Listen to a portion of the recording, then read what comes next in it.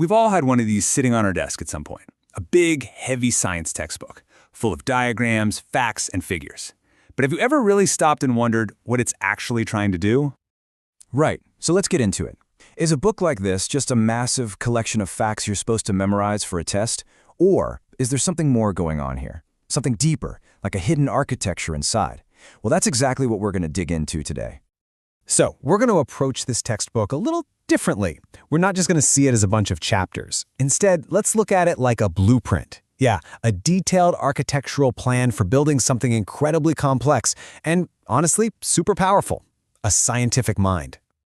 And hey, don't worry, I promise there won't be a pop quiz on the periodic table or anything.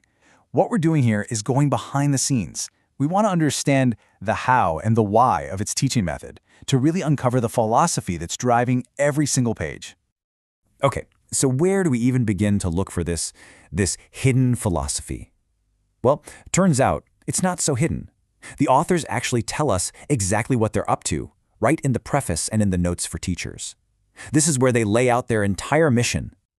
Now, check out the wording here. The basic purpose is to understand and explain to others. That little addition, and explain to others, is huge. It tells us the whole point isn't just to absorb information, it's to be able to use it, to communicate it, to connect it to our actual day-to-day lives. It's about active knowledge, not just memorizing stuff for a test. And this right here gets to the absolute heart of the blueprint. The facts about, cells or planets, they aren't the end goal. They're just the tools. The real objective is to build a new way of seeing the world, to construct a mindset that approaches everything that happens around us with logic and careful thought. All right, so if a logical mind is the structure we're building, what are the actual bricks and mortar? What are the building materials? Let's do a quick fly-through of the huge range of topics this one book covers to get the job done.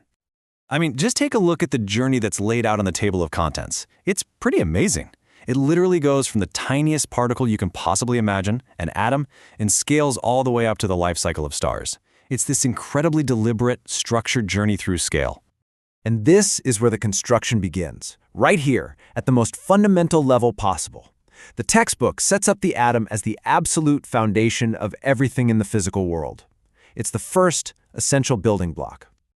Okay, so once that foundation is in place, the blueprint wastes no time. It immediately starts putting those atoms together into something way, way more complex. We take this giant leap from a single invisible particle to the incredibly intricate biological machine that is the human body. And it doesn't stop there. The camera, so to speak, zooms out again. We go from looking at a single organism